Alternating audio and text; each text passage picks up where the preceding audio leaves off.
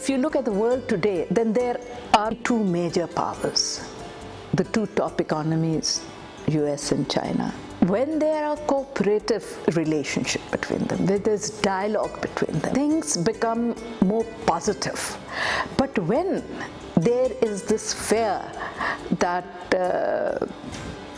small issues may lead from competition to confrontation, then unfortunately, if these two giants have confrontation, then everybody else will suffer. Economically, politically, strategically speaking, the world will suffer. It is extremely important that there is all level of dialogue, all level of talks between the two countries.